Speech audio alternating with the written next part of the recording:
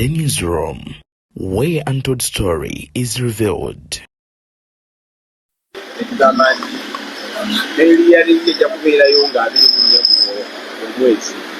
Tugezaawo okulaba nti esembezebwa ku ntiko kubanga wala ayise bingi yeetaaga n'obujjanjabi obw'enjawulo muko katulinde okusamuki balooya bagoberera ensonga eno fulakiteeka eyo esembezebwa naye era nga twongera okuvumirira ekyokutulugunya abantu olwokubanga ye alina kyawagira ng'abajweteka ebintu bino mujjukira mu Arua bakwata emmundu ne baseeka mu kisenge kya Honorable Kyagulanyi kakati zino emmundu zize n'abalala baze bateekako ebisangosango banoviyanli baabakwata nga 30 Disemba 2020 ate ne bagaa nti omusango gwe bazza baaguzza nga 5 January 2021 kati omusango baaguzza bali mu kkomera n'omwana omuto byalaba nti ijweteke ijingirire.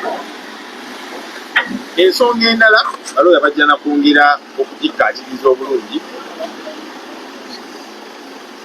tuvumirira tukyagaanye ekyokuleeta basivilians kooti y'amagye kubanga bano basivilians omusango guno gwasalibwa constitutional court omusango gwa Kabaziguka naye ne wabeerawo appeal Supreme Court tulinzirire okulaba ki ekiveeyo kubanga omuntu owa bulijjo okumuleeta mu kooti ey'amagye bakikola kigenderere kubanga kooti ey'amagye okusookera ddala okubata kakaluka kooti kizibu balaba betuze tubeera nabo ba Olivia Lugaya bamakiti n'abalala bamanyi nti zino kooti eza bulijjo kiseera ebisinga abantu babata ku kakaluka kooti ku bail tubaga nti baleete wano mu kooti ey'amagye tusobole okubalemerako tubanyigirize n'okutuuka ku point nga bwe muzedduulira babanyigiriza eno mu makomera gye batusaako ebigambogambo aba gavumenti bagenda ne babakyalira nti kakati bamwagala okuva wano kkiriza emisango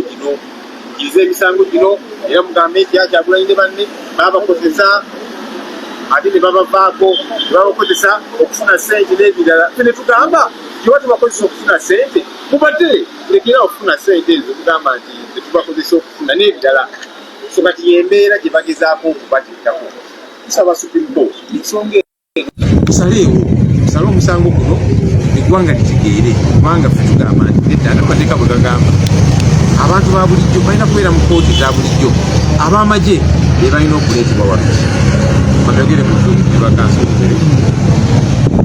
We have come to court today because Achileo has been brought for mention of this matter. We did see the whole situation of how Achileo was arrested, brutally beaten. I've had a discussion with him. He has showed me the wounds that he does have in the back, on the hands. He was put on handcuffs, and he spent 2 days on handcuffs, sleeping on them and so on. His hands are swollen. He's limping because his left leg was badly beaten. Why? Because they were beating him, hoping to extract information out of him, saying, look, we have information. That's CMI there, saying we have information. One of those who have been planning the protests against Parliament. And actually I told them, look, my duty is to guard my leader, the Honorable Kyagulanyi. Anything else, I don't know. So however much you beat me, you're not going to get anything from me because I do not know. But because they wanted to keep holding on to him, they had to find something. So when they took him to his home in Nansana, they had to plant that military area, the stars or the ranks. And one of the neighbors saw them actually planting those pits. And so when he raised an alarm about it, he was arrested, warned about it. That neighbor, we are told, had since shifted because a lot of pressure was exerted, on him. And it's not something new. They keep doing these things. We saw how they planted guns in Honorable Kyagulanyi's hotel room in Arua. We saw how when they arrested the Nubian Liz Edimutwe and that entire group on 30th December 2020. And then they said they committed the offense they committed of having 2 rounds of ammunition around 5th January when they were already in custody. Ridiculous thing. Actually, first of all, he's thankful to all those who have raised an alarm and concern about him and others who have been arrested for no reason. He says even though he's in pain, he is strong because he has committed no offense whatsoever. What we have learned. Of course, his bail hearing is for 24th. The lawyers are doing everything possible to bring that date closer so that he gets to be free. He has literally committed no offense, just like all the others. The Olivia Lutayas, the Machetes, as we have been saying, these ones are being held on to simply because of their political beliefs. And we are told that same people keep visiting them in jail, telling them, look, accept that you committed these treasonous offenses and so on, and then we shall free you. All right, accept and then say that Honorable Kyagulanyi and NUP, they keep using you, using your plight to get money and all of these crazy things. And we're saying, okay, if you're saying we're using these people to get money, then free them, release them so that we stop getting that money which you're saying we are getting because they are in jail. You can imagine. Those that arrested them and are torturing them are now making it seem like they care so much about them more than us. Finally, we have always made the case that civilians should not be tried in the military courts because they are civilians. And there's been court decisions on this, including the most recent one, a constitutional court decision, which was appealed. So we are waiting the Supreme Court. Our plea is that that decision comes through. Because these civilians, the Olivia Lutayas, the Achineos, the Machetes, and several others, they should be tried in civilian courts. Of course, the state knows that once they are in those other courts, it is easy for them to be released on bail. So they prefer to hold them in military courts, keep pressing them hard, or pressing them as hard as they possibly can. But our hope is that the Supreme Court will come out on this matter so that it is sorted out once and for all. Right. Council Musi, then Council Shamim. Alternative government.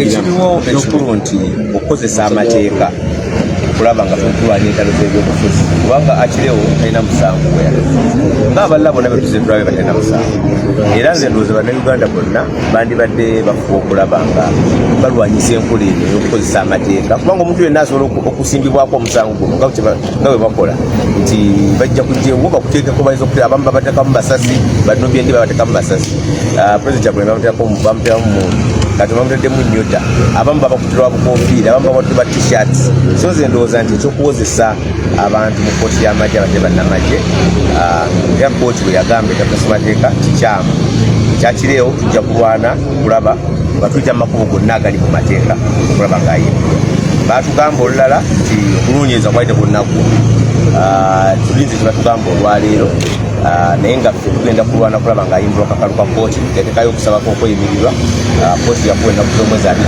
omwezi tulwana tulawa tuyinza okufuna olunaku olw'amanguko naye ne bwebanga tulufunye oba tulufunye tujja kukozesa buli kkubo eriri mateeka okulaba nga tumufunira eddembe lye ery'okuwoza nga ava wabweru kuba tumanyi nti emisango tegiriimusa the continued use of the law to persecute people who differ with politically is something that every Ugandan is rise up against. And of course, the military court many times, the cases which come here are certainly trumped up for those civilians who are especially aligning with the enemy that we've seen in the last 3 to 4 years. People they have held people on trap, set up bullets, set up guns. Now it's pips. Some people have been charged with capes, others t-shirts. So this can happen to anyone. And of course, we call upon the judiciary to ensure that it expedites the delivery of the decision. Because now we are waiting the Supreme Court decision, the Constitutional Court having made its pronouncement. Because this is a opportunity persecution using the law. We applied for bail for Akileo's release. The court has set the 24th of this month. We are still struggling to see if we can get a nearer date. But be that as it may, we shall use every available opportunity under the law so that we try to secure this temporary freedom.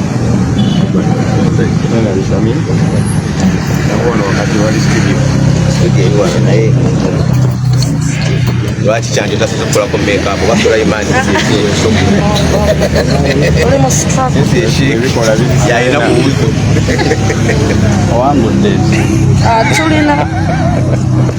tulina obuvunaanyizibwa okusookera ddala ng'abannayuganda abannamateeka ate n'abalwanyirizi b'eddembe ab'enjawulo okulwanyisa abantu okuba nga batulugunyizibwa mu buduukulu nga bakwatiddwa era tulina n'okulwanyisa okukwata abantu nga bakwatibwa mu ngeri eteri mu mateeka ate era twongereko n'ekyokuba nti abantu balwa nnyo ku limandi eyo mu makomera nga tebawozesebwa ekibaleetera n'abamu okwekyawa ne batuuka okulowooza n'okukkiriza emisango nga naye tebagizza so ffe nga bannamateeka awamu ne bannayuganda abalumirirwa tugenda kulaba nti tuwa services zaffe nga bulijjo tubadde tukikola ku bwereere okuyamba abantu bano kubanga barepresentingibwa mu makooti okulaba nga plight yaabwe oba ensonga ezikwata ku ddembe lyabwe ery'obuntu tuziwa amakulu gezeetaaga okuweebwa ng'era obukulembeze bw'ekibiina kyaffe kya National Unity Platform bwe buzze bukikola wamu n'abalwanirizi b'ekyuma kyokka abalala.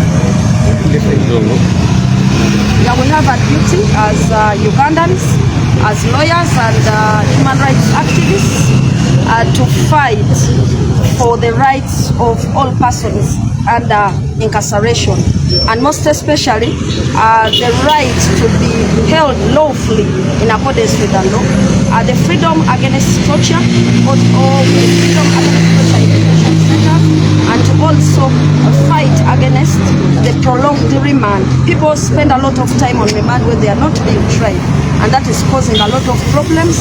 And actually, we are seeing that some persons are actually forced into admitting to charges they have not committed because, you know, they are tired of being in these prisons without any trials being held. Okay.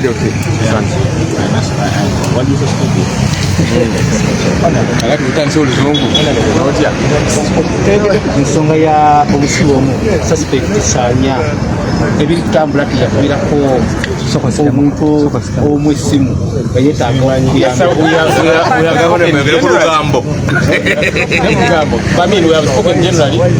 bantu bagenda eyo nebaisa katikiriza emisango naki naye waba yakubira omuntu wajulirirwa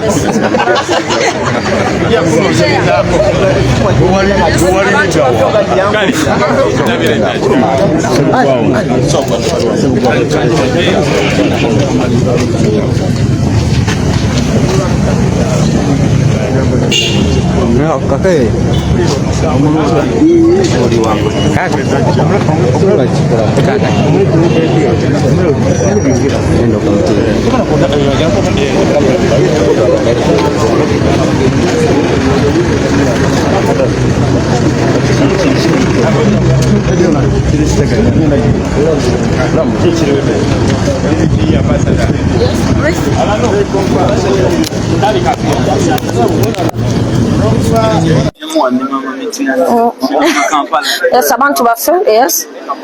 Light fine.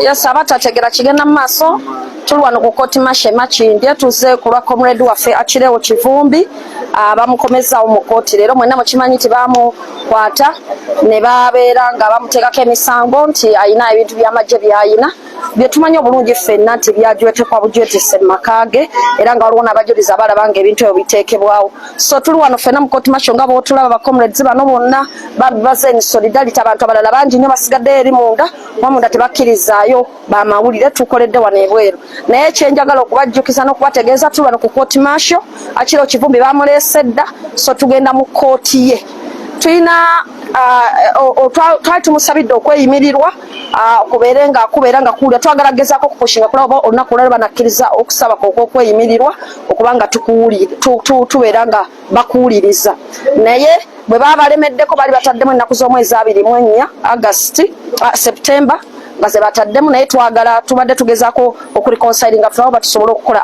application eyo olunaku olwaleero so eyo status eriwo naye twagala kujjukiza bannaffe bonna nti bannange twagala kubaleetera bubaka Akiro Kivumbi wamu ne banna abalaga bali mu makomera bambi batuusa okusaasira okusiima kwabwe okwebaza kwabwe gye muli buli omu kyokola bamanyi bulungi nti obeera oli mukomera kizibu n'okumanya embeera bwetambula wabweru naye babeebaza buli omu kyosobola okukola just twagala kubajjukiza mwenna nti bannange tetubongoota tetuwebaka nga bannaffe bali mu makomera buli omu kyosobola okukola kikole ateekayo positi giteekayo alambula omusibe egenda omulambule ajja ku kooti jangu bannange tetukyebakiramu kubanga leero akireewo Bobi Yanga bano bakalanzi Sharifu n'abalala ate nkyagenda kubeera gwano juice twakaddeyo bannaffe bano Waserunkuma John Bosco abantu bamachi tu parliament bano bonna twakabajjayo kwegamba kino kya buli omu kuba era kyova olabanga tuba tugamba nti bwe tubanga waliwo ensonga zonna ezikwata ku ddembe ly'obuntu ffenna tuveeyo kino tekiriko mbu just lawyer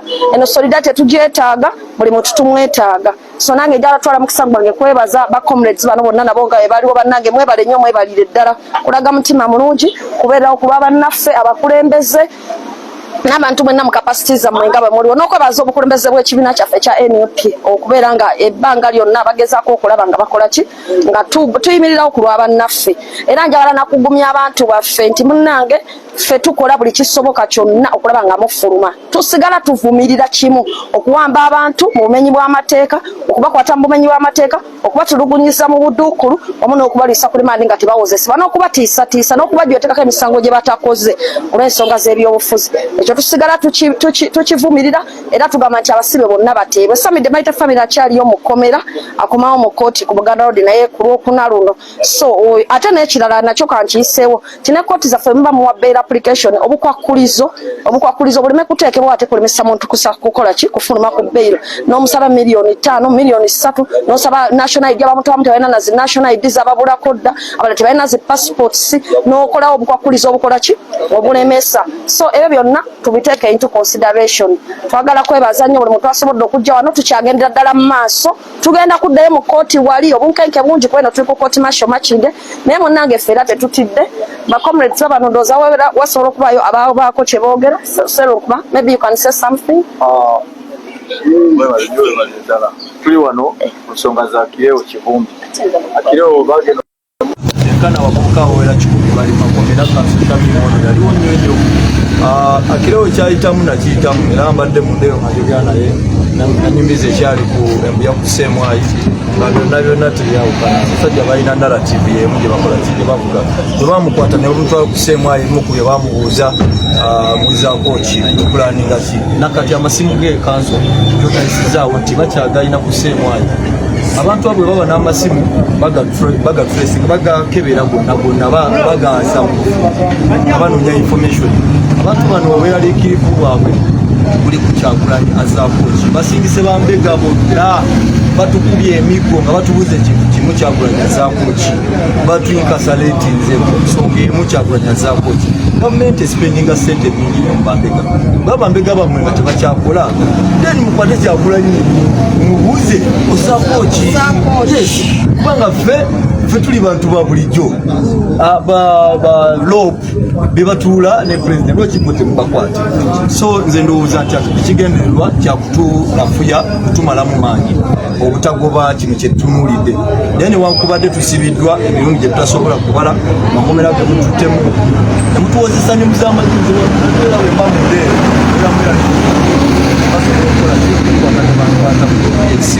bansiba omwaka mulamba kanso nga bannanga kakofiira kesayambala kebatankwata nako nebanyambaliza ku Ssemwayi gebakubira Akireewo okutuusa bwego nebantwala omwaka mulamba nga nebandibadde bansalira nga twandibadde tetugenda mpaka kitegeeza nti delay justice kitudde tulina okuvumirira ennyo kanso okusiba bannamateeka muteekemu amaanyi bantu bakwatibwa baweebwa akaseera katuufu bawozesebwa mu bwangu babawe eddembe lyabwe ery'okweyimirirwa amateeka gakole okusinga okubakwata ne babakasukayo obukasusi tetugenda kuzikiza tugendagendera ddala maaso netulwanirira eddembe lyaffe kubanga eddembe lyaffe tuzaalibwa nalyo tetuweebwa buweebwa nenamutisiza mu byonna Serunkuma John Bosco bannange obutatwala nnyo kaseera kangi bangi nnyo abantu temanyi betwandyagadde okuba nga tubakisa ne bongerako gye muli naye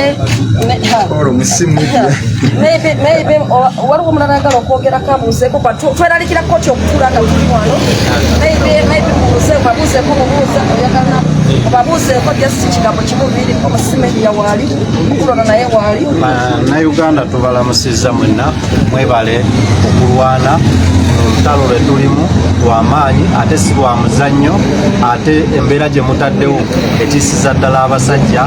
Wano we tuli nfunye omukisa n'endaba kwakireewo, naye we have seen fear. Waliwo okutya kungi nnyo, waliwo okukangatiisa kungi nnyo, waliwo ebintu bingi nnyo ebiraga nti abasajja bali mu kaseera kaabwe akasembayo ak'okugenda nga tukulemberwa balooya baffe bagezaako okulwanirira obwenkanya n'eddembe lyaffe. Naye naffe nga bannayuganda tetwetuulako. Bannaye wonna wooli raise your voice. Okukwatibwa kwa Akileewo mu bumenyi bw'amateeka gwajja okuddako. Singa okkiriza Akileewo n'abeerayo olulwo lujja, kitegeeza nti tuteekeddwa okulwana. Singa wabaawo omukuffe ayisiddwa mu butali bwenkanya ne tumulwanirira afune obwenkanya, Akileewo bw'amala oba oliawo naffe tujja kuba tusevinze obulamu bwaffe. Mwebale nnyo kanso, mwebalire ddala kutulwaniriranga ewatali kye tusobola kubawa, kubanga ffe tuli bantu ba bulijjo abatalina nsimbi, naye ffe be bamalirako amaanyi amangi agateetaagisa oba oliawo. Naye abasajja bali mu kutya, mweyongere kusitula maloboozi gammwe byonna mbirabye. Nze njagala kwebaza bwebaza mwenna mwenna abasobodde okuvaayo n'eddoboozi okujja okulwanirira bannaffe mu mbeera eno gye balimu. Naddala njagala n'okwongera okugumya abantu baffe abali eyo emabega, temuggwaamu ssuubi, temuggwaamu maanyi. Eno embeera yakaseera era tugenda givuunuka, naye mbasaba muleme kwetiririra, tweyongere okujja tubeere nga tubeerawo bannaffe mu mbeera eno enzibu, kuba leero lwabwe enkya lulwo. So mbasaba mwena gye muli twongere okubeera abanywevu, twongere okubeera abavubu, tusigale nga tulumba paka tununula eggwanga.